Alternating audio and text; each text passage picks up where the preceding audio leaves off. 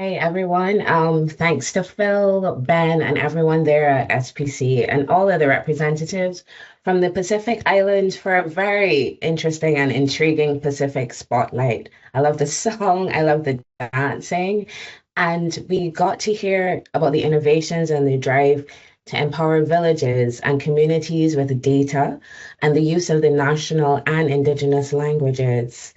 Good day, everyone. I'm Iodele Marshall, Associate Statistician here at ESCAP in the Statistics Division, and I'm delighted to welcome you to Session 3, Driving Change Through Innovation. This year's global theme, Driving Change with Quality Statistics and Data for Everyone, reminds us that innovation is not just about technology, as we heard. It's about rethinking how we produce, use, and communicate statistics so that data truly serves people and informs action. In this 90-minute session, we'll continue to hear from voices from National Statistical Offices and international partners about how innovation is transforming official statistics through new methods, partnerships, and technologies.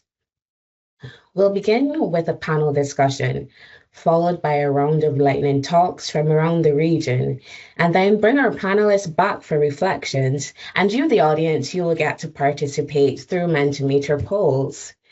Moderating this panel discussion is my colleague, Ms. Petra Nemayas, Chief of the Population and Social Statistics section here at ESCAP. Before I hand over to Petra, I'll get you, the audience, involved with our Mentimeter question, and our panelists will answer the same question, and we'll cue it. This is a thought-provoking one. If you could pick any invention or innovation from all of history, big or small, ancient or modern, which one do you think is the greatest of all time?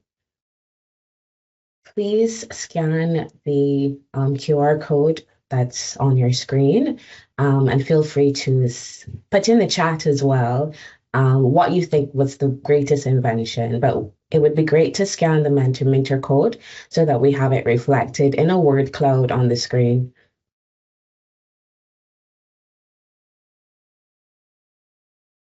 Yes, writing. That's a good one. Electricity, fire. Yeah, mine was internet. That's what first popped to my head when I thought of the question. Oh, vaccines. That's an interesting one. The wheel, of course.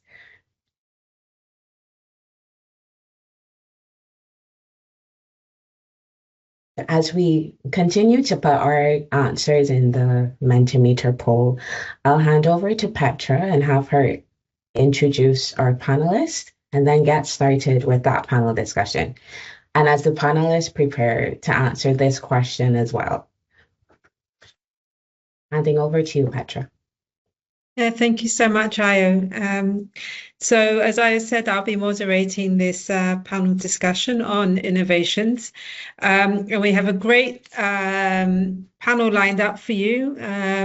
First of all, we have Mr. Eng Chuan Ko, who's Chief Statistician from the Department of Statistics in Singapore. Are you able to turn on your camera so we can see you, Eng Chuan?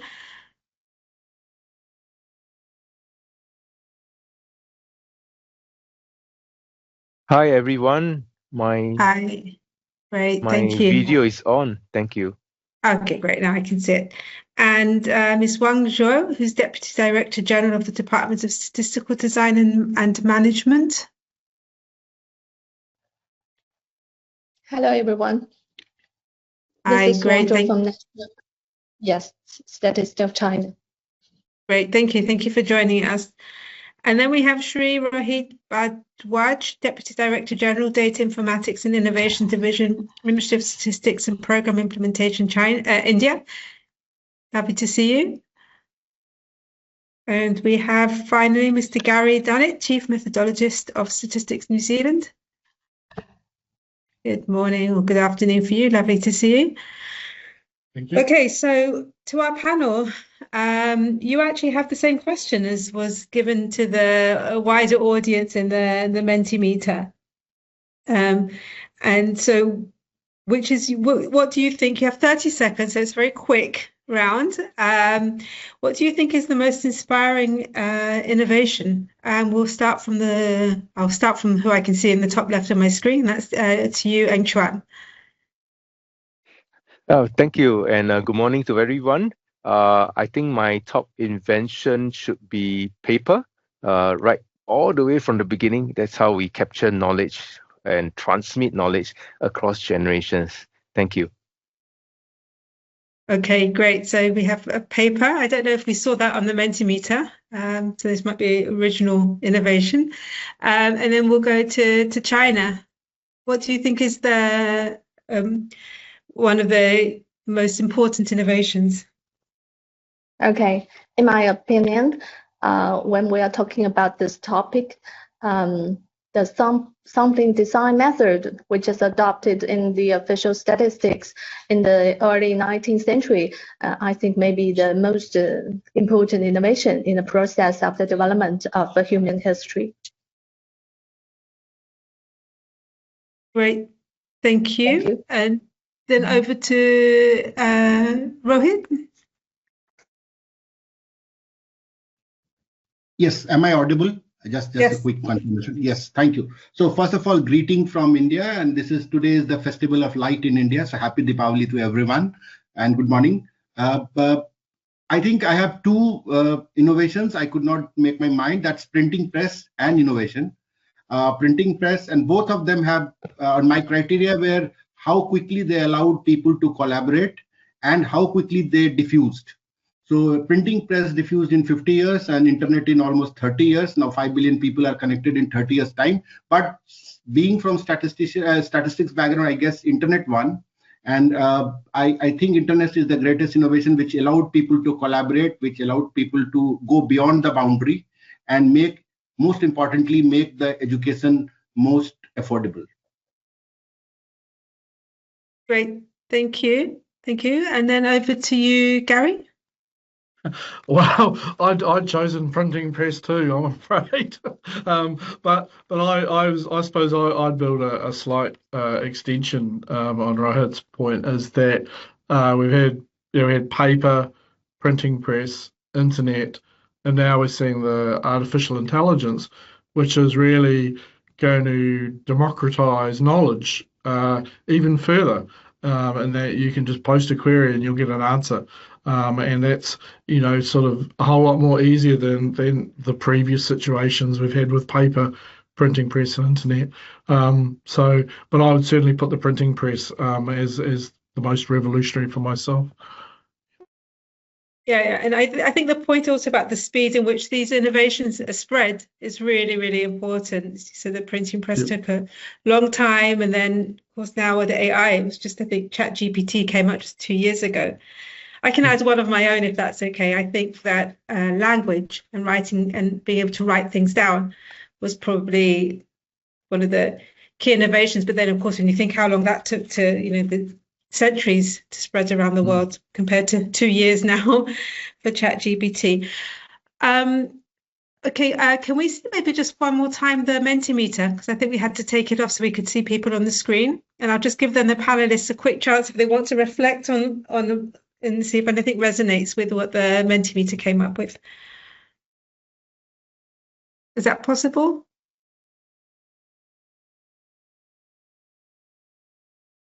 Or not? Should we move on?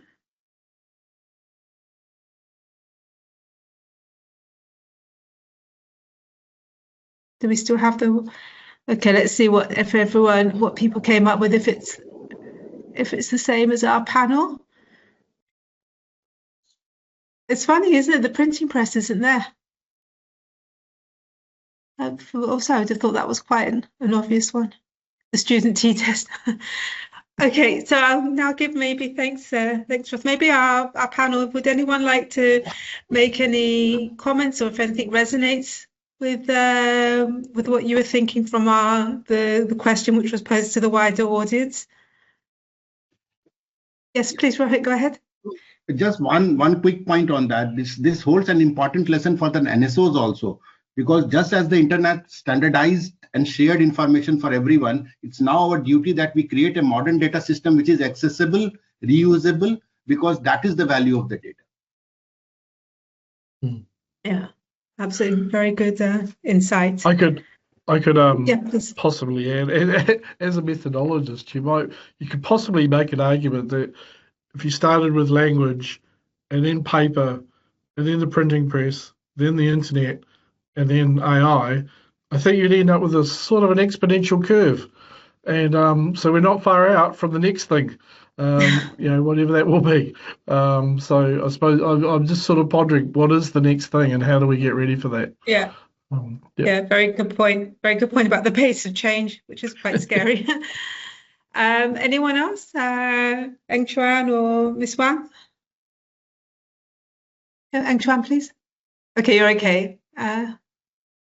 Any last thoughts? Sure, I agree with what the panelists just said. Lovely, great, thank you. Okay, so with that, we can then move on to the second round. And here we have a little longer. You have 3 minutes per speaker. And the question that we would like to pose to you is, from your perspective, what is the most promising innovation, whether technological, methodological, organizational, that could transform the way official statistics are produced or used? So, of course, we might overlap with the previous one, but here we're going to drill down onto the topic that we're here to discuss today, and that's official statistics. So we'll reverse the order that we asked the question, and we can start with you, Gary. So please go ahead, 3 minutes. Okay. So I assumed that everyone would choose AI, and I certainly see it having a role to play, but I do see it as a tool, and that we should add it to our toolbox, and that we need to be careful that we don't see it as the solution for everything, and in a layperson's language, use it as a hammer, and then everything will become a nail if we just look at it through an AI lens. So yeah. I wanted to choose something slightly different as a methodologist. I'll choose non-probabilistic sampling. And I suppose what I'm sort of seeing around the world is that a lot of theory about how do we mitigate falling response rates, partial coverage data sets, how do we get to targeting communities of interest in hard to reach populations and small area populations. And what we're seeing internationally is that there is some a lot of work going into non-probabilistic sampling. And I suppose so what that relies on in order for that to work is that you have to look at your assumptions, what assumptions that you're making. And for a challenge for us as an organisation or National Stats Offices, how do we articulate those assumptions, and how do we take our users of our data along with those assumptions so that people can understand exactly how we've got the data and how to use the data, because these new methods aren't, let's say, simple to understand and simple to use.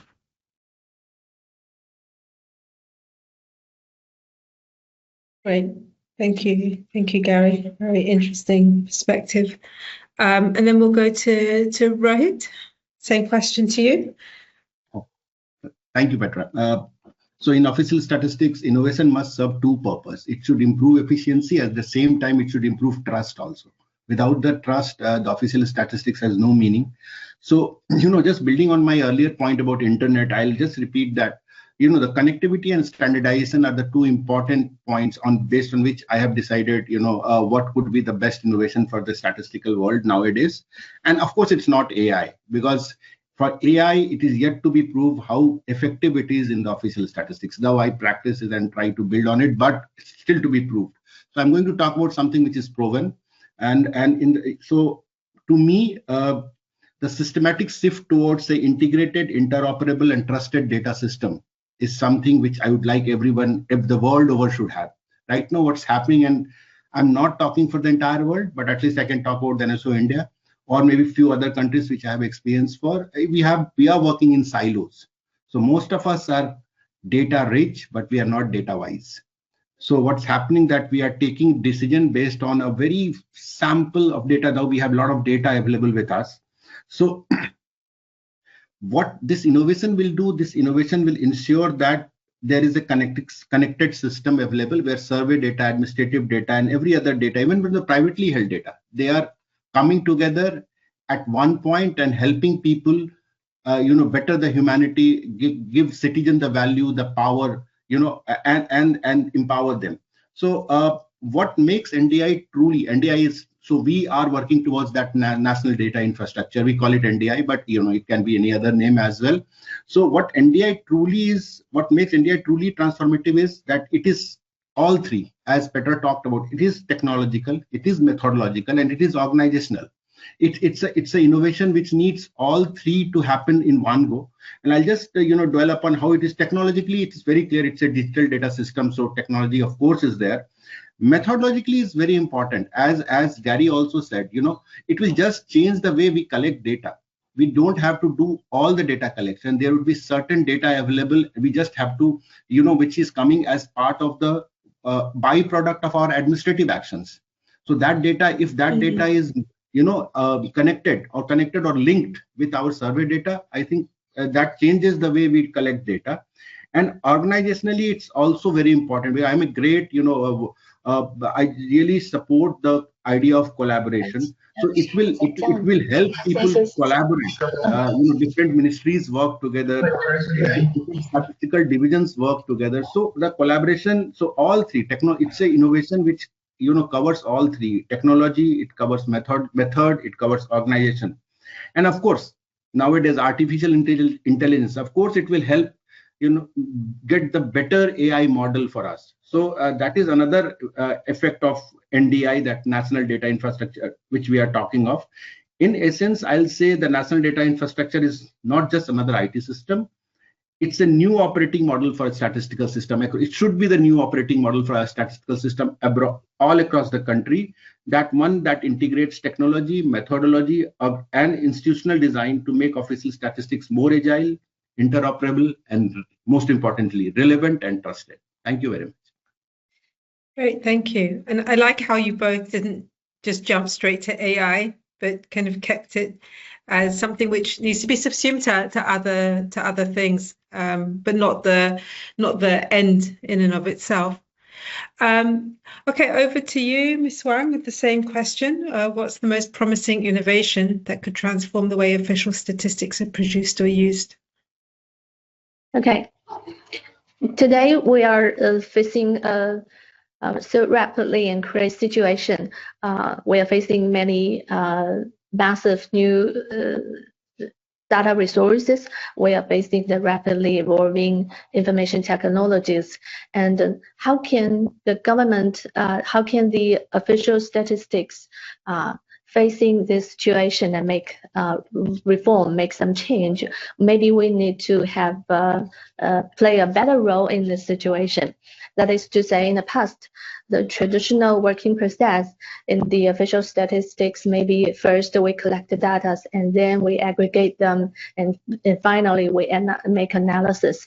But now with this new resources, with this new technologies, maybe we should think about to reconstruct the official statistics working process. Maybe we need to realize somewhat the real-time monitoring, the dynamic analysis, and some kind of rapid response working mechanism in order to meet this new demands, meet this new situation. That is to say, what I just mentioned in the first round, the sampling design method is a tremendous innovation in the history of the development of official statistics.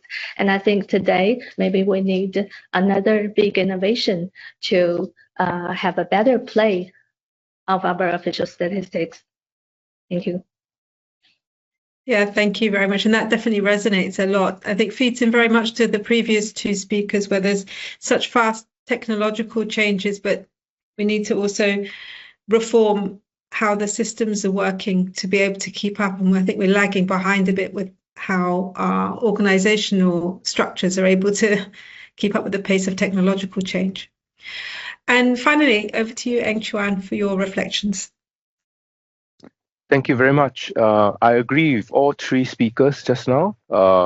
AI is an enabler and is transforming the way we do things very quickly. The users' needs are also changing all the time, and now casting or real-time transactional data that's becoming more important, especially since COVID, where we really need to know real time where people are and all sorts of things like that. So I would say that administrative data that Rohit mentioned is going to be the big thing going forward. The way we collect data is not survey-based anymore. It's going to be where the governments are doing the interactions with businesses as well as individuals, and there you get huge amounts of data. And the technology is actually enabling us to mesh the data together. And when we have fused data, individuals and businesses all together, then the stats that we produce, the data that we have will be so much richer. And in fact, it will become real time. So when you transact with the individual, when the government transact with the business, you get some kind of a real time sensing. So that's where all the administrative data are coming in, and we can actually produce very good quality stats going out to users, and that keeps us relevant. So it's all together, administrative data. And the other thing that I want to mention is that surveys are increasingly difficult to conduct. Whether the response rates are going down, people are not going to respond to your surveys, and it's also getting costly. You need more and more people to do the surveys. So that is probably not the way to go. And the next bound of interaction or the innovation will be from technology, from administrative sources, including big data, web scrape data. And that's where all the data is out there for you to integrate together and use as official stats. That's actually where the danger comes in. If National Stats officers don't step up to take on this role in terms of where data and the digital world connects and transact together, if National Stats officers don't step up to take this role, the other challenge will come where the digital ministry or digital office or the digital agency will come in to take your role. So there's an opportunity there for all of us as well as a challenge there for us. I think with that, I'll just end off. I don't want to become too much of a dampener, but definitely opportunity for us. Thank you.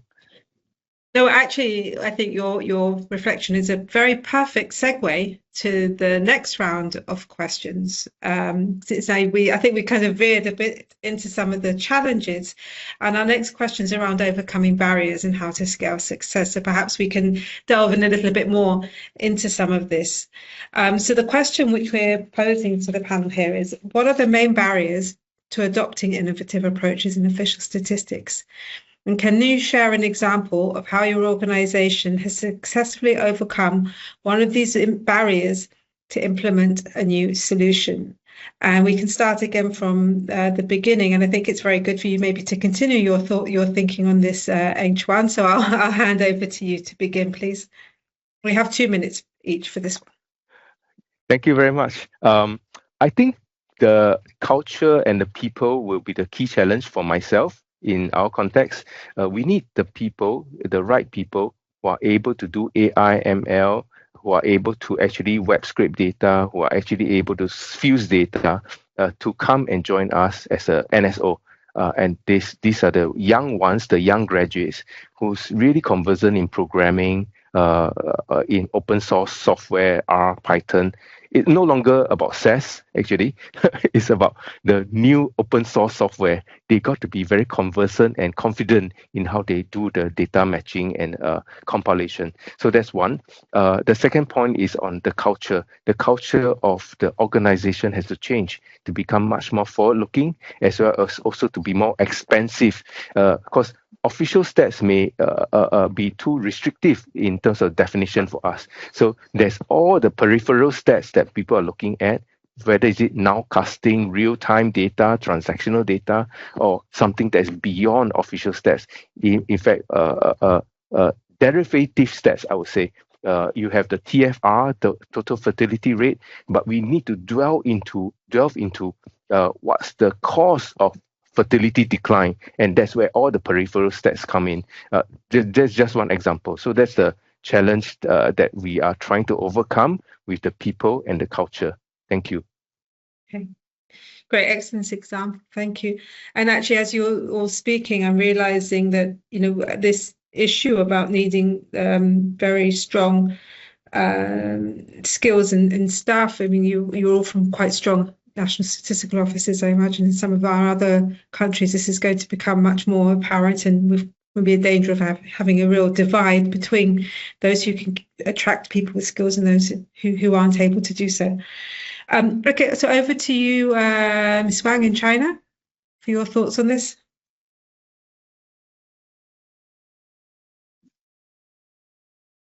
I think you're still muted.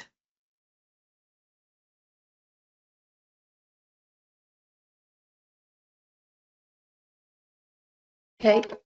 Yes, that's Okay now.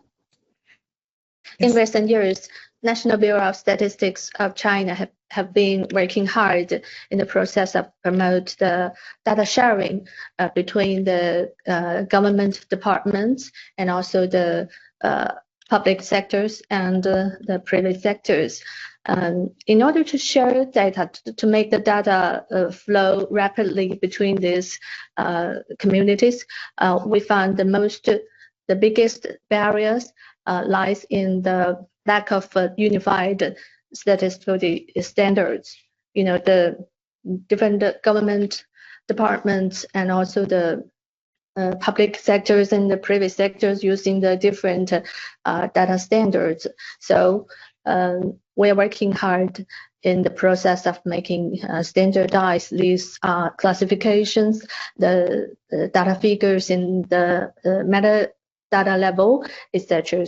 in recent years. And it will also, we focused on the regional level statistical branches.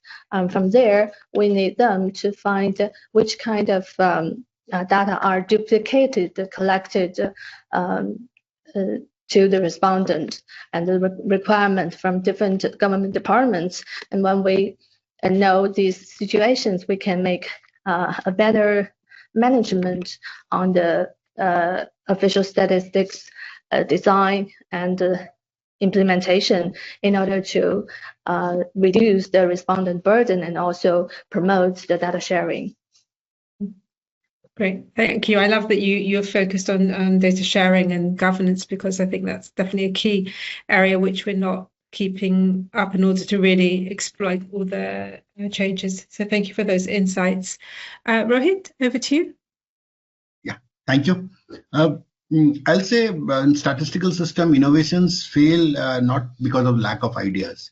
It fails because, as somebody said, because of capacity, because of culture, because of hesitation to take risk, because we are all working in the public sector with public money. So to me, you know, the barriers mostly are like, I'll talk about the national data infrastructure which we are trying to create. One was data in silos, you know, data not standardized, which my colleagues from China also talked about, trying to standardize the data. So that's one part of it. But I'll come back to what my colleague from Singapore was saying, the capacity. Right now, there is a confusion, I guess, among statisticians that where do they stand? How much digital skills should they have? How much, you know, statistical skills should they have? Should they learn? Should they concentrate on Python, or should they try to find out or become a methodologist as Gary is? So there is a confusion going on, I'll guess. So the capacity, and it's very right that if we don't, you know, step up, somebody will fill that vacuum, because there is a vacuum right now. So capacity, I'll say, is a big issue right now. And blending of statistical and digital capacity is, I think, even a bigger issue. So we need to find out a way forward. How do we do it? And third, which is my favorite, is there is no safe place to fail. There has to be a safe place. Yeah. Somebody told me once that if you are not failing, you are not doing experimenting enough. You are not experimenting enough. So I think there is no safe place to fail. So people are hesitant to carry out these innovations. You know, they feel that, you know, if they do it, there would be repercussions for it, and nobody wants to take that risk then, which is very unlike private sector where, you know, you are encouraged to do, you know, all these very quickly. So I'll first talk about some of the enablers which I feel is very important, and which is our experience also. Leadership is very important. You know, our leadership at NSO India really encourages us to take on new things. So leadership, I feel, is very important. Institutional framework is very important. You can't do things in an ad hoc manner. You have to have an institutional backup for it. You have to have something which is facilitating it in terms of a scheme, in terms of any methodology. This can be talked about. Capacity, of course, collaboration, as we are doing now. I think collaboration is also very important, where we know each other, we know what others are doing, what are the best practices in the world. And lastly, and to me, this is most important, is use cases. If you don't have the use cases and one consultant coming and telling you your use cases, I think innovation is doomed from that very moment. You have to know your use cases. You have to achieve those use cases, that quick results, to bring more and more people on board for your innovation, in support of your innovation. If you can't show quick results to people, then it's very difficult to onboard, especially the domain on it. So I think these are the few of the points I wanted to ask. So when we were establishing Data Innovation Lab, we used all this. So we quickly identified use cases and we showed results. So the results are like, it's not their perfect results, but they are there, which is telling the domain that this is possible. You experiences this may not be perfect, but this is possible. For example, our chatbot on the website, it's there. Everybody can go and visit and see. It's 60-70% accurate. I'm not saying it's 100% accurate, but then of course people are convinced that there is a use case of AI in data dissemination.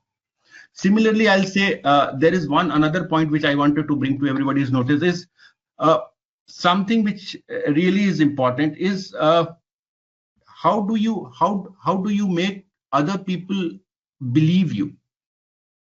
So this is again a very important point.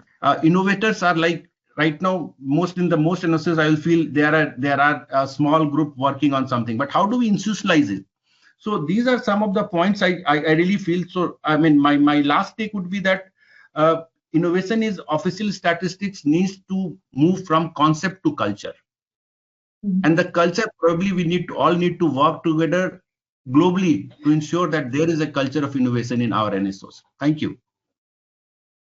Thank you. Lots of great insights there, and I think very, very pertinent that we all do work in the public service, and where the scariest thing someone can say to you is that was a brave decision. So I think we're maybe not so fit for purpose for this all the new advances. And finally, over to you, Gary, for your reflections. I'm probably going to cover off a few points that have already been made, but we'll see. Is that so? I think there are a lot of barriers, to adopting innovative approaches, but I think the greatest barrier is to innovation is the fear of failure, and often we see that manifest itself in national stats offices through our risk aversion culture that we have. And for the production of measures like GDP and HLF, labour force measures and that's actually, managing risk is really key. And it is actually, exactly what we want our staff to do. And, often we want to preserve time series. So we sort of don't want to make changes along the way or not manage them very well. But I suppose the challenge comes is when we want to innovate and how we want to if we want to disrupt a little bit. So interesting, when I think about nurturing innovation, I think of there's a piece of work done by a guy called Dan Pink about in what motivates us, and he identifies that above a certain level of monetary reward, there are three things that actually motivate us all. Why do we learn to play the guitar? Why do we take up a musical instrument? Why do we want to run a marathon or whatever? And he's identified these three areas. One is mastery, another is purpose, and another is autonomy. And if you think about it in the stats office, we have lots of mastery, around national accounts, methodology, writing code. We're all masters. We have, everyone is, top of the range. We also have purpose.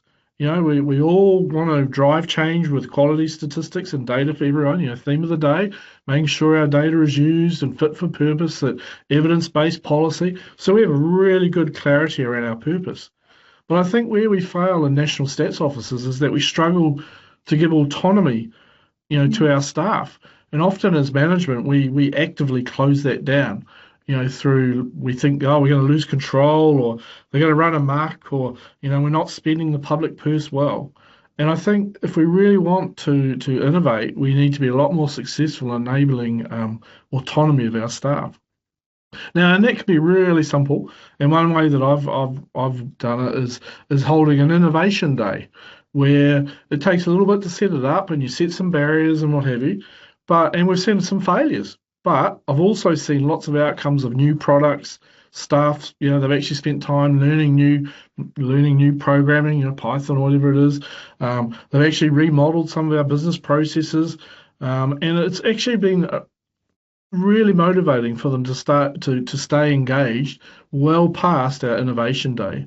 And also we see a lot of them continuing to look to take opportunities as they can. So I suppose the challenge then becomes, how do we keep providing that autonomy to them to actually innovate? And the other thing I was just going to touch on was that another problem is that we often get stuck in our silos, and we don't think beyond, or we don't lift our head up to see what's going on around the world or outside our team and that.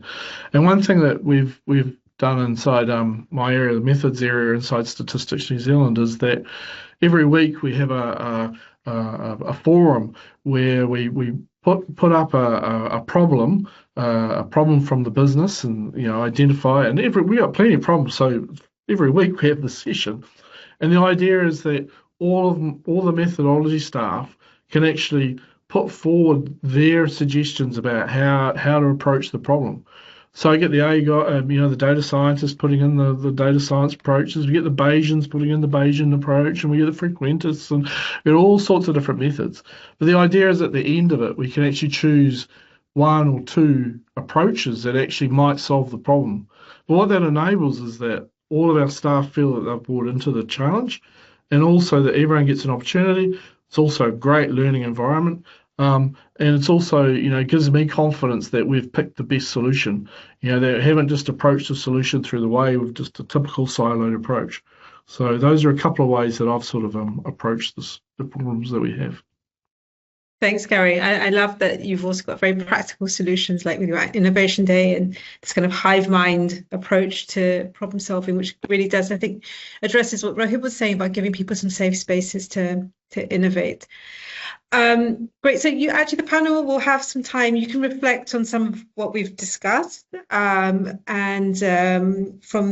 also what we're going to look at in the next part of this session, and we're going to wheel back to you at the end.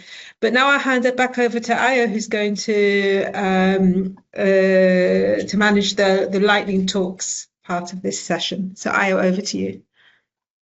Thank you, Petra, and thanks so much to our panel. Very, very interesting thoughts, very key insights on using technology as a tool, and also creating space for experimentation.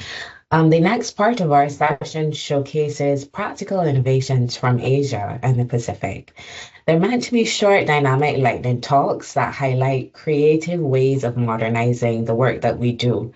We're asking for the audience to share your reflections and reactions in the chat, and get ready to vote later for what you think are the 3 most inspiring innovations, and have reflections on how these can be used in our work and how these can be improved.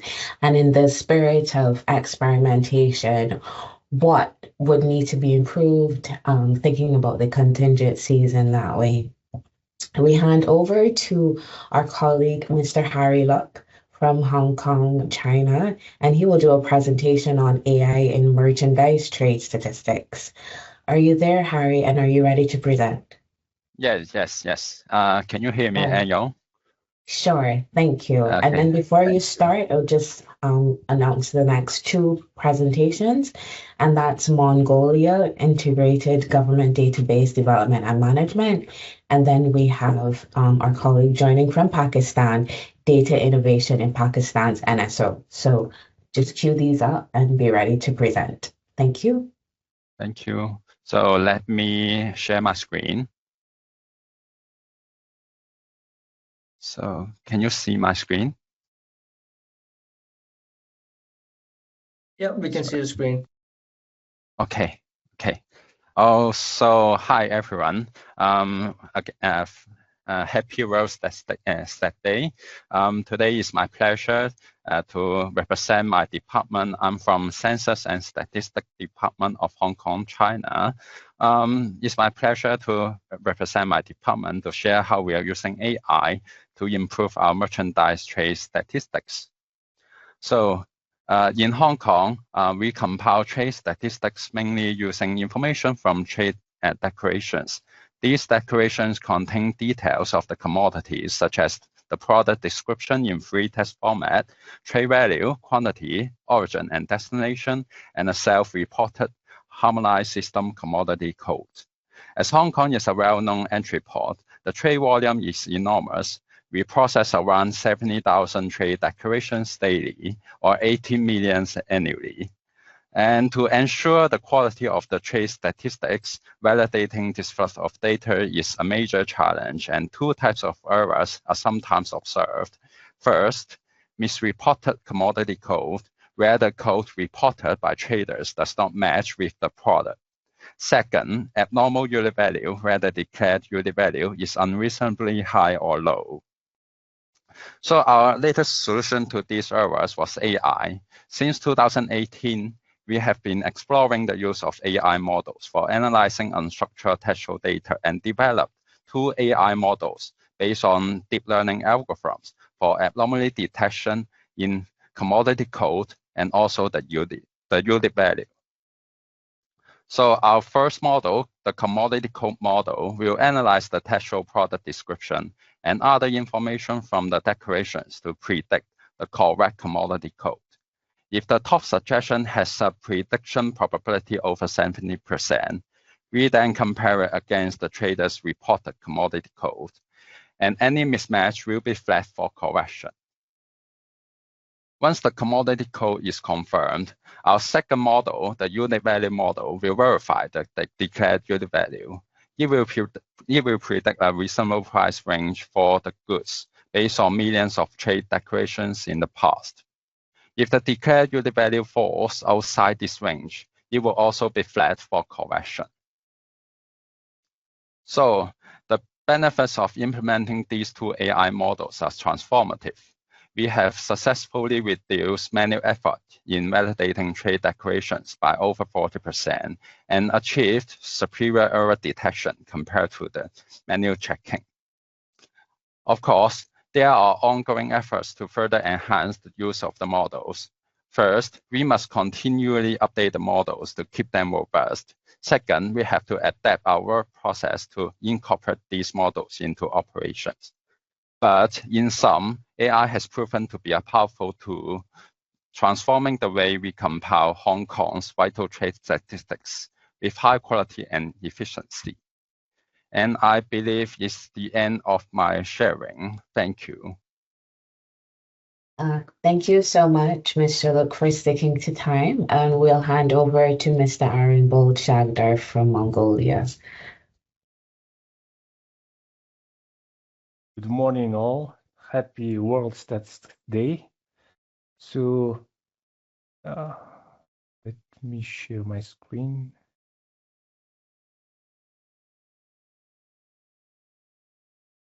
Can you see the presentation? Yes, we can see it. Thank you. So, okay. So we here to celebrate 4 of data, and I'm thrilled to share update on the most transformative project at the National Statistical Office of Mongolia, which we call the Government Integrated Database. So this critical initiative started with the Speaker of the Parliament back in 2021. So under the technical assistance from the ADB, we successfully built some foundational work across the 2023 and 2024. So what's the core goal? It's the simple, to create truly evidence-based decision-making system for the nation. Our vision is clear. Every policy and program must be developed for the public good, ultimately leaving absolutely no one leaving behind. So what have we accomplished so far?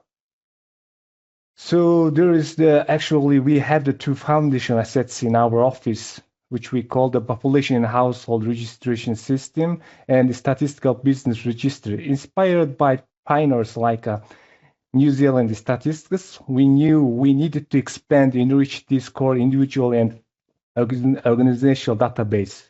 By integrating this with data from the other government agencies, we unlock the potential for the large-scale national data integration. To do this smartly, we are aligning government integrated database with our regular censuses. We are transforming the census into process of data integration using existing administrative data, giving us complete dynamic picture of our nation's social and economic. So there is our products.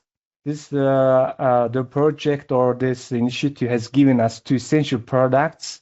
First one is the government-created database. This is the main repository. It now combines 12 type of indicators from the 9 different state organizations, and we are actively sharing these results with the public. And second one, government metadata integrated database. This is the blueprint for the quality. It maps the metadata from the more than 100 databases across the 43 organizations. This system is vital for the ensuring consistency, and we plan to incorporate even more standardization and harmonization processes moving forward. We plan to keep the government-created database current by regularly updating it with data from these years, population and housing interim census, and establishing census as well. So for maximizing data value, and initially other state organizations will be the primary users of this system, but our vision is much broader. We are establishing the data laboratory to grant secure access to our research experts and research organization. We will do this while maintaining high standards of the confidentiality and security, maximizing value of these national assets. So make this inter-system a success, we have considering 4 key focus areas. First one, legal issues. We need to finalize rules for the data exercise under the law and statistics and other regulation. Second one is the capacity building, and we joined Power of Data initiative, and we also joined the Power of Data project. We must improve the data skills across all agencies through practical project and case studies. So third one is the cultural shift. It's including the data strategy. We must develop this strategy to cultivate and unify data across the country. And finally, also we are partnering with the World Bank on the data laboratory and assessing our readiness for using AI in the official statistics. So this is the more than the database. It's the future of policy making. So thank you for your commitment and more informative data derivation. And happy World Statistics Day. Thank you. Thank you, Mr. Arian Bowles, and we'll go over to the Philippines and we'll cue the video from the Philippines after Pakistan presents, sorry. And we'll cue the video from Thailand. So over to you, Mr. Uzair Essa from Pakistan.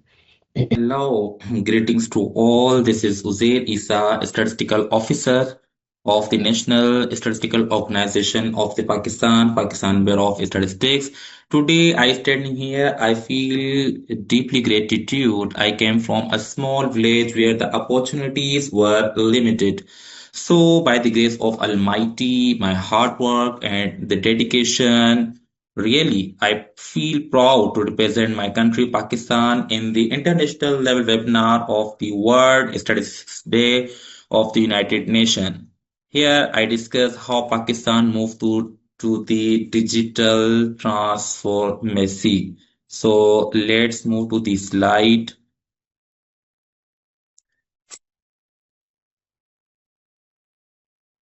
the World Statistics Day on the session Driving Change Through the Innovation, Transforming Statistics for a Data-Driving Future, Pakistan Digital Transformation on the official data. Pakistan is the bearer of statistics, is the national custodian of the official data, transition from the manual to the digital platforms and alignment with the international standards like UN SNA 2008 for comparability. The key digital innovations at the Pakistan Bureau of Statistics, innovations driving changing. The Pakistan conducted the three main census. The first one, population housing census 2023, where we show the real-time dashboards, GIS monitoring, use the 120 tablets. The second one, economic census, where we establishment the 7 million establishment make the standard statistical register. The third one, agriculture census, where we make the three census and make data integrated agriculture census. The fourth one, quarterly GDP. First, Pakistan first time make the history to make the timeline of the quarterly national statistics. The impact and the future vision of the Pakistan, to make the help for the data policymakers by making the dashboards like the price statistics and likewise other. For the data literacy initiative, Pakistan make a huge data festival where engaged all the policymakers to work on the data and AI likewise. And including policymaking, Pakistan side by side help with all the other organizations for data supporting and improving. The Vision 2024 Pakistan make the fully data-driven Pakistan. The short message from the Pakistan Bureau of Statistics is that together towards smarter decisions, stronger policies, and data-driven.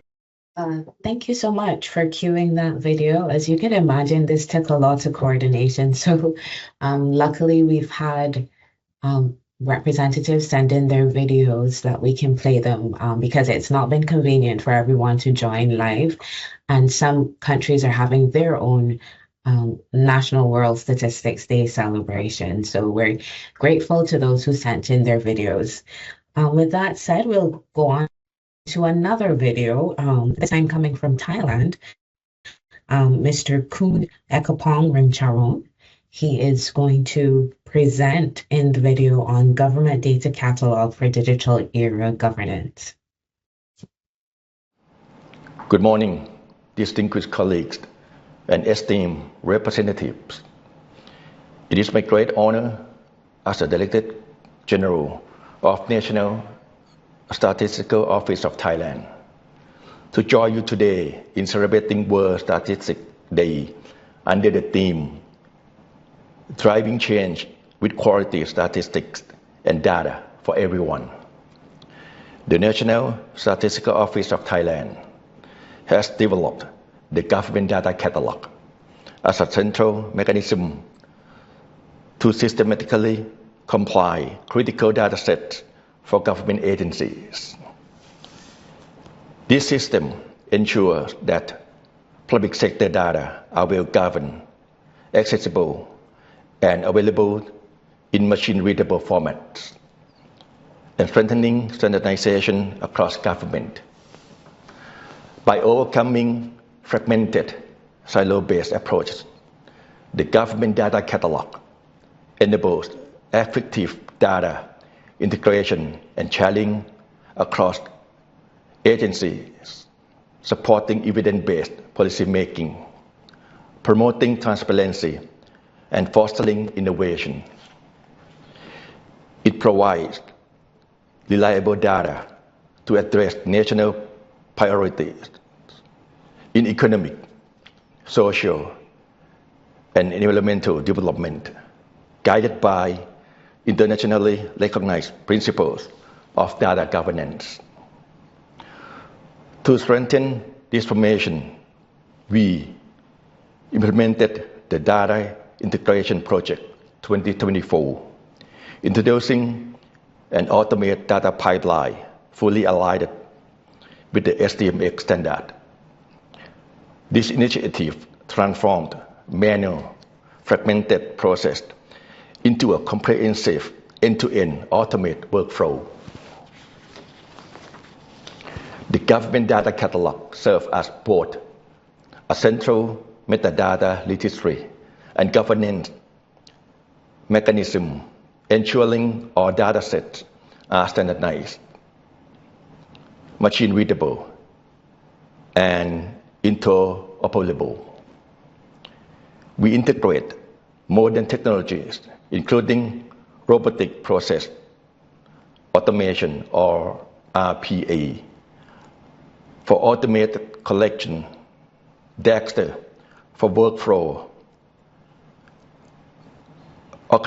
orchestration, and data build tool for SDMX compliant transformation. Validated data set are disseminated to the statistic sharing hub, enabling real-time data exchange across government agencies. Looking ahead, we will integrate artificial intelligence and machine learning into our automated process to support real-time validation, quality assurance, and advanced analytics. Our vision is to elevate the government data catalog into a trusted mechanism for digital era. Data governance ensuring transparency, accountability, and confidence in government data through an intelligent data ecosystem powered by AI and linked open data. Through collaboration with ESCAP member states and the International Statistical Committee, the National Statistical Office of Thailand remains committed to building a modern, sustainable data system that supports informed decision-making and deliver real value for everyone. Thank you very much. สวัสดีครับ Swadika. And we go on to the video from the Philippines.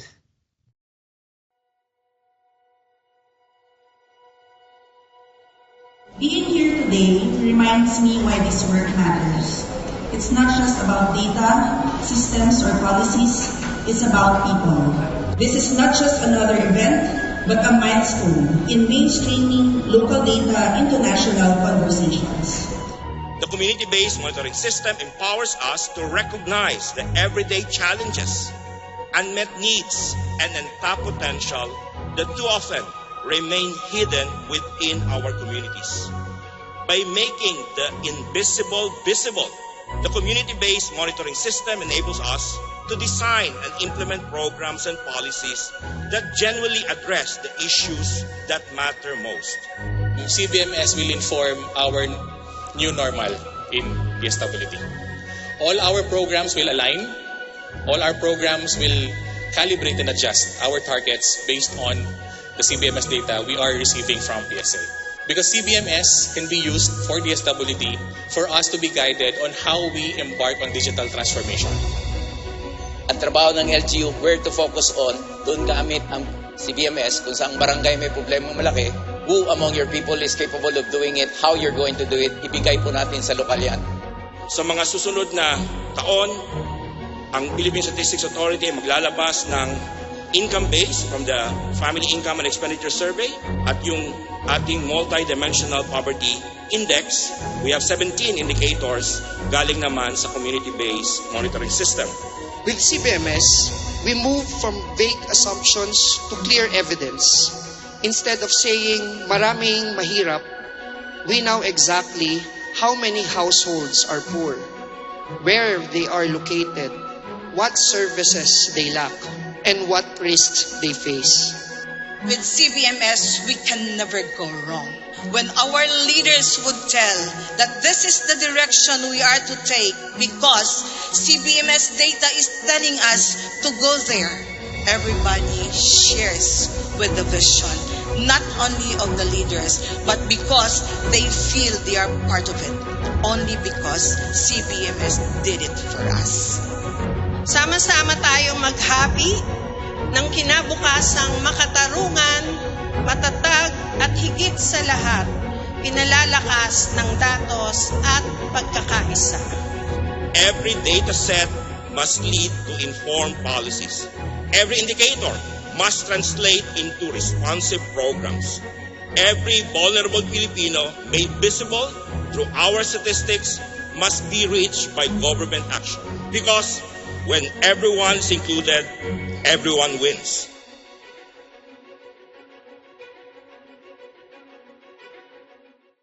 Thank you so much for that video. And now we have a live presentation from Turkey on machine learning for statistical search insights.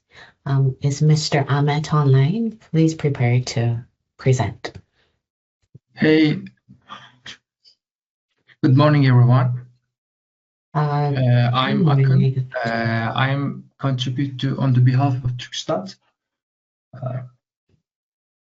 Let me share my screen.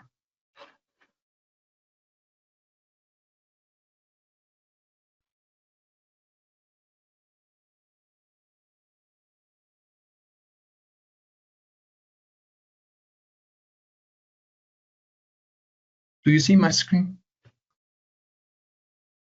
Yes, it's your screen.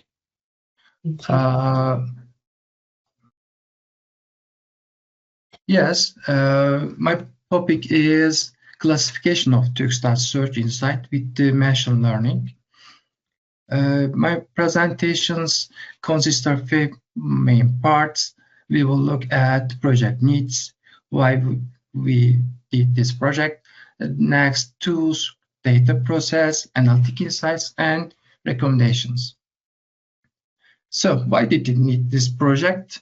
Today, a large of data is producing in digital environment, most of it related to human behavior. Similarly, on the Turkstat web page, the users make search to reach statistical information or data. However, a huge amount of data interpreting, organizing, understanding is really difficult to do manually. At this point, machine learning can help us classify and understanding make better, support data-driven decision making, and enhance websites' experience.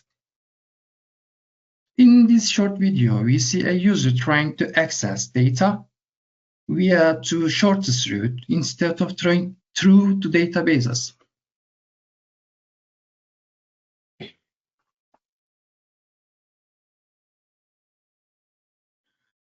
This project analytics is consists of 3 main areas.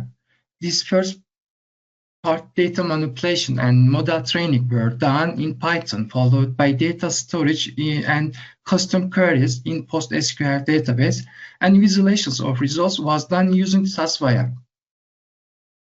We started data preparation and categorical analysis by removing noise from the data.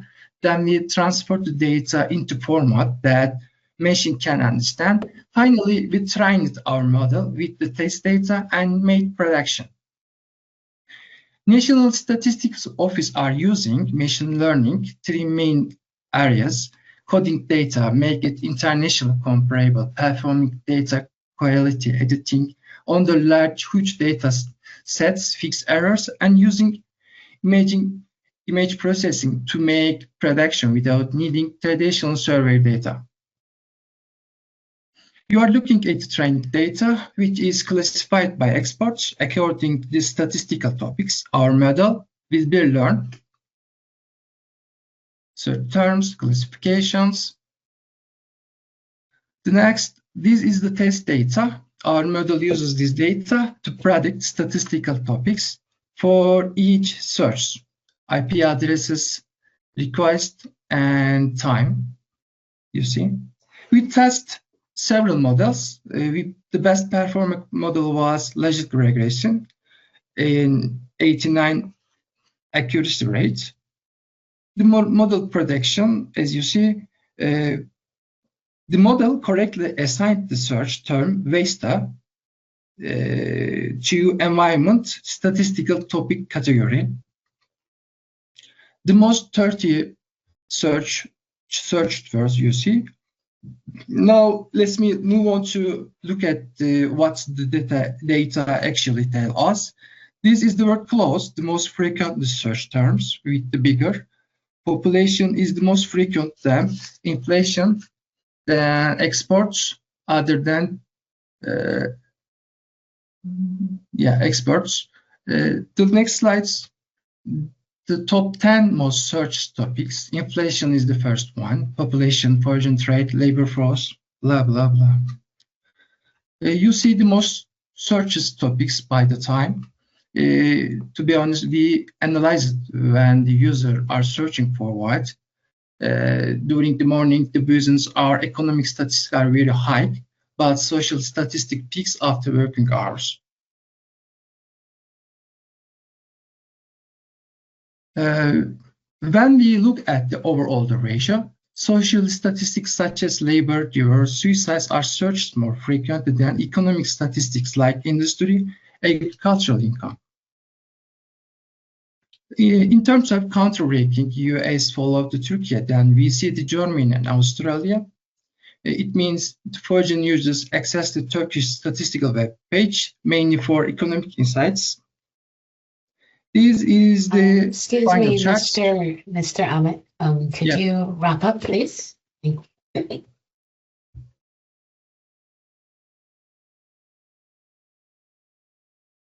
Okay. Oh, thank you. Is this your final slide? Yeah, final slide. Oh, sure. Thank you. Okay. Do share. Thanks. The last one. Our machine learning project successfully transformed 8.5 over a million messy queries into clear, actionable intelligence. Our findings confirms that the economic urgency led by inflation is the highest single demand, primarily during the workday. However, the overall volume is driven by social curiosity in the evenings. Geographically, we see the crucial link between our data and academic community in cities like Eskişehir. While our international audience is strongly focused on Turkey's economic stability, those strategic insights directly inform the recommendations we are about to share to optimize Turkey's statistical web-based platform. Thank you. Thank you so much. And then we have a final video from UNESCO Institute for Statistics on regional innovations in data collection.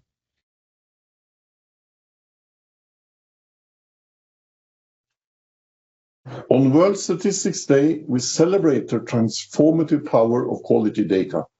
This year's theme highlights that the true value of statistics lies not in quantity, but in how effectively data is used to improve lives.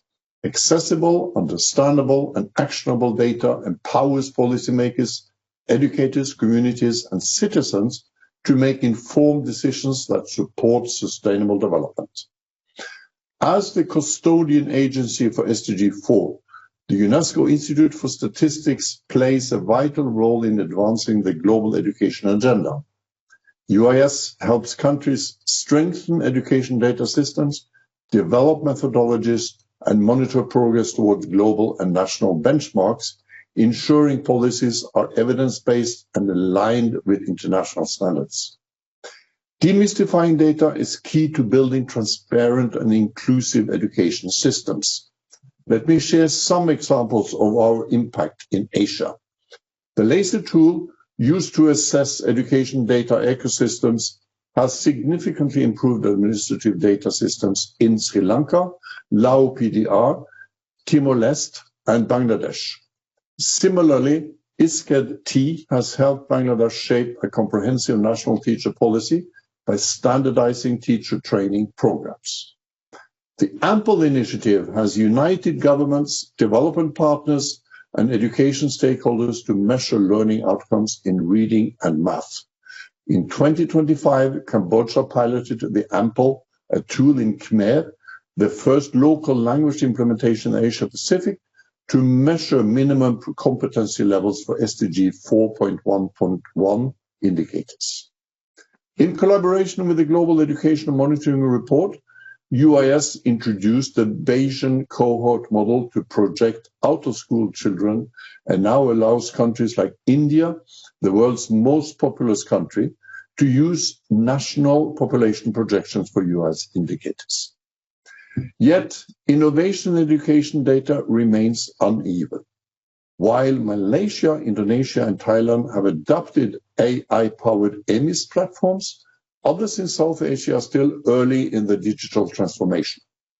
UIS and partners are promoting flexible, context-sensitive EMIS solutions to bridge this gap. Behind every statistic is a story, a learner, a teacher, a policymaker. By investing in better data, we invest in better decisions, driving inclusion, accountability, and lasting change. Thank you. Thank you so much. And what is common in these innovations that was presented is getting data use and demystifying data, which is one of the session's focus later today. And then there are also mentions of foundations and elements of what was described as a national data infrastructure by our panelists earlier. We'll let you, the audience, vote and share your reflections on these innovations that were presented as we invite our panelists back for reflections.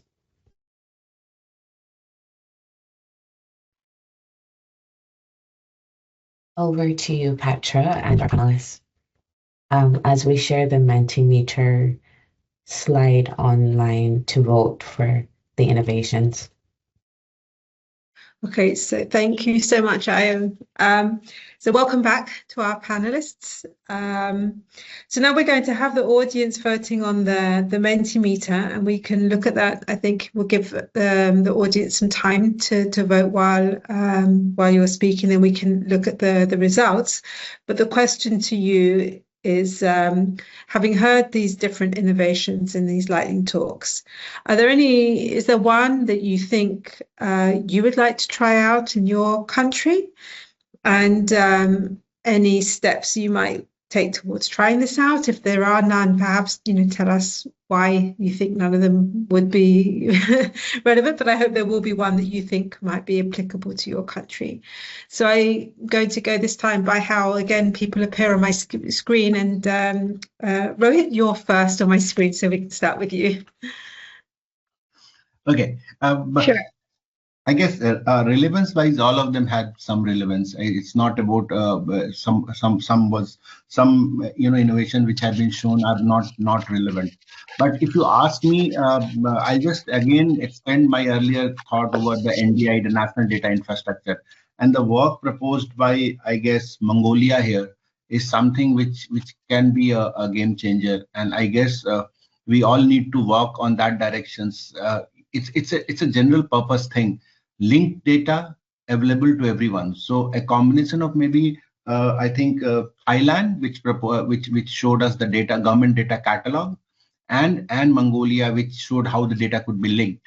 A combination of these should be immediately available to all of us everywhere, and that would only mean any other innovations which have been shown. Because if we don't have the data available to us, then there cannot be a ML program, there cannot be a AI innovation. So data has to be there, and it's data which makes AI explainable.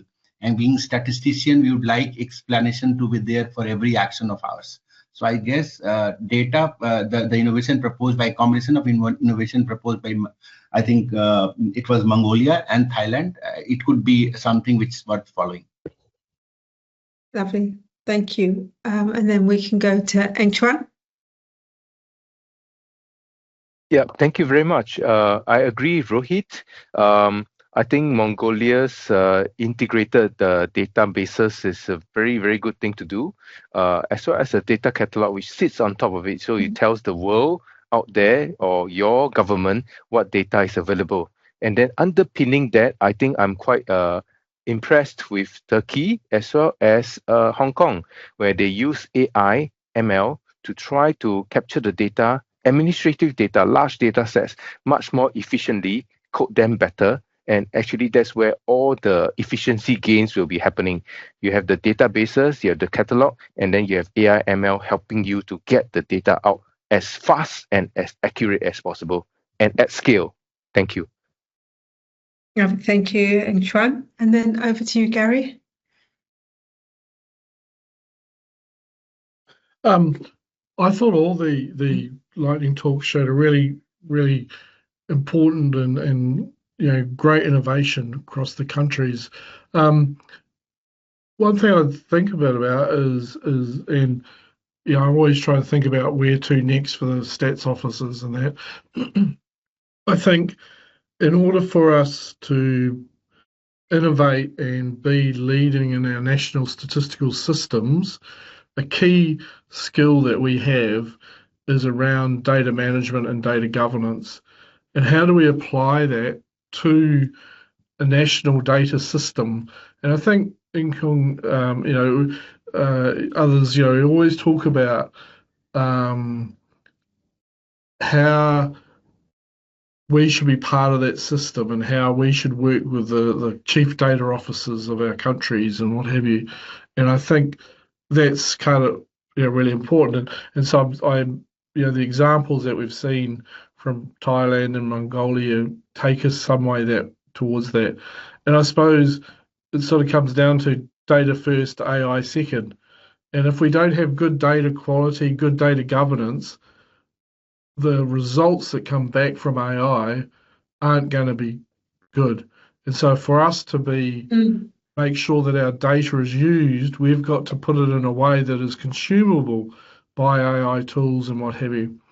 Now, I was very fortunate a couple of weeks ago to spend a little bit of time with Google, and the Google Data Commons, they are building a mapping to STMX. Now, we all know STMX. It's a tool that it's part of a lot of our vocabulary. So we're already part of that system. And I think, so a very long-winded way, but I'm trying to say that what we're doing here around data governance is extendable to the national data system, and that will make us more valuable going forward. And so I think that's important. Great, thank you, Gary. And over to you, Ms. Wang. Okay, I have to say, I can see so many innovative thoughts from all of these presentations, but if you ask me what I have to choose, what I have to select, and I think the practice from Mongolia and Thailand are the very good examples to to express the collaboration and cooperation between the government agencies, the government departments, which work together to greatly promote the data value from the national level of view. And from this aspect, I think when we are doing this, we need to think carefully about in this process, we have to take some measures to make sure the data privacy and also to make sure the data security. And we have to make sure the responsibilities in the data sharing, for example, the production aspect and also the supply aspect and the users aspect. We have to make sure the different responsibilities for different aspects and to make the data sharing in a very institutional framework, in a more institutional mechanism. Thank you. Thank you. And it's interesting that Mongolia and Thailand, there was agreement among all our panelists that those were the most inspiring innovations for most relevant for you. Thailand is, I can see that it's now become in top place, but then it's Hong Kong looking next among our audience and the Philippines after that. So maybe a slight difference between the panelists and maybe the broader audience, which is fine. And maybe the audience is also consisting not just of NSOs, but also international agencies and other users who perhaps might have different perspectives, which of course we want to also bring into the conversation. So moving on, our next question, which is going to be a Mentimeter.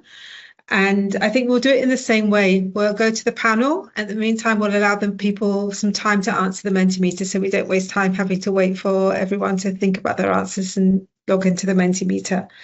So the question to our wider audience for the Mentimeter and to our panelists is, looking ahead to the next World Statistics Day in 2030, what one innovation would make your work in official statistics easier or more impactful? So I'm going to go to our panel to answer. I'm going to go in the opposite direction now. So we'll start with China and Ms. Wang. You have 1 minute, please, because we're coming to a close now for our time. Facing this new data ecosystem, in my opinion, by 2030, we would like to see a better cooperation in the data governance, not only from the global level, but also from the regional level. You know, the Asia Pacific region should play a very good role in the model to promote the collaboration and cooperation between the different national official statistics. So I would very like to witness these achievements from this point of view, to see a more resilient, a more rapid response cooperation in this region. Yeah, thank you. And I think that word very much resonates with us around resilience, which is key. Gary, over to you. I was smiling because I saw time travel go up, because I work all hours to make connections across the world. So great to see time travel. But also I'd like to echo the point that was just previously made, that there's a huge amount of innovation that's going on across Asia Pacific, and we do have some nuances that are different to Europe and the European statistical systems. And I would like us in 2030 to have a much more easier way to share our initiatives and discuss our initiatives and learn from each other across the region, the Asia Pacific region, and I think this is, obviously ESCAP's put a lot of effort into this, but the direction that ESCAP's taking, hopefully with the dash teams and things like that, will enable that greater sharing, and so that we can all learn from all these initiatives, the partnerships, the collaboration, the borrowing, the stealing, all that sort of thing. So, yeah. Thank you. Thanks. Anh Chuan? Yeah, thank you. So I think if I were to think out of the box, because it's innovation after all, and with the two principles still very relevant, which is trust and relevance, data relevance, I would want to know my user even better. What is it that they need? What the women want, or what government officials want, So if AI or some kind of innovative method is there for them to connect with us, whether is it through email channels, whether is it through some AI channel, whether is it through some kind of a tech-enabled channel, then I get to know what they want really, and what my data can help to support their needs. Yeah, I think that would be great if I can do that. Thanks. Yeah, thanks, Anh Chuan. I think that's a little neglected area that was part of our questions, but no one really focused on use. And so thank you for bringing us back to also use, which is obviously why we have official statistics. And finally, Rohit, you have the last word. Okay, so I feel that by the next World Statistics Day, we should have something called AI Commons, which is a platform where standard AI tools are available for everyone to use, and that would help us embed the AI in our workflows, and that will make my life easier. So I feel AI Commons on the line of the data commons, which we just talked about, is my dream for 2030. Thank you. Lovely. Thank you so much. I realize this is kind of a bit of an unfair question that we're asking, because we're asking for people to put down an innovation that hasn't yet been invented. What would you like to see invented? So maybe time travel was probably the one which actually fits the most to the question, since I think most of these have already been invented, but I think maybe seamless data integration is another one which still needs to be invented. Hopefully with the others, it's not that they need to be invented, but they just need to be improved on, or with some money and finance that we have more of, I assume is the thinking behind that.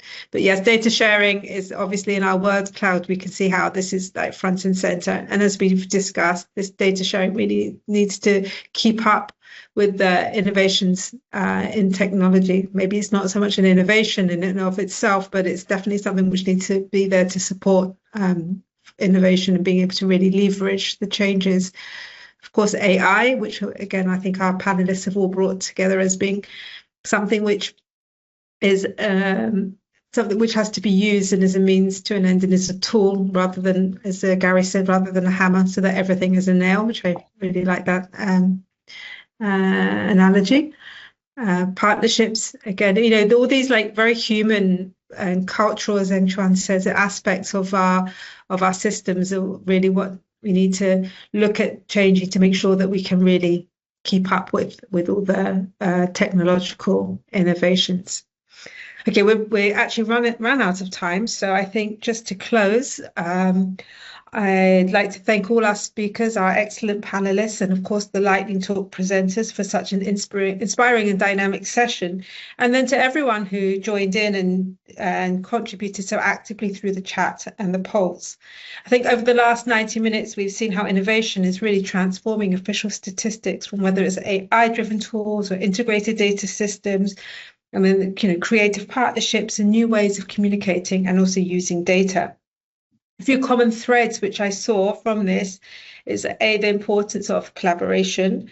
Innovation can really thrive when we work together across institutions and disciplines and create safe spaces to allow innovation, to allow people to also take risks and fail. Agility, which ties into that. I think many of today's success stories, really, we saw there were small experimental pilots that then could be refined and scaled. And of course, that comes back to this issue of being able to fail. And then I think, Gary, you mentioned that perhaps purpose, that every innovation that's shared today is there to make the data more inclusive, more timely, and more impactful for people's lives. So I hope that in ESCAP and in the Asia Pacific region overall, we can continue to show leadership and creativity in reimagining how data are produced and used. And as we look forward to the next World Statistics Day in 2030, let's carry this spirit forward. So let's continue to collaborate, experiment and share, because innovation in official statistics is not just about technology, it's about transforming how we serve people with data. So thank you all once again, and happy World Statistics Day to everyone. And I'll hand back over to the team in ESCAP. Thank you. Thank you. Thanks so much, Petra. And just wanted to say thanks to you in the audience, especially those of you who joined us from this morning, UTC +7, and those of you who are still here with us. And we hand over for the final session of this ESCAP segment. I hand over to my colleague Roth and Enrique on demystifying data and getting data used.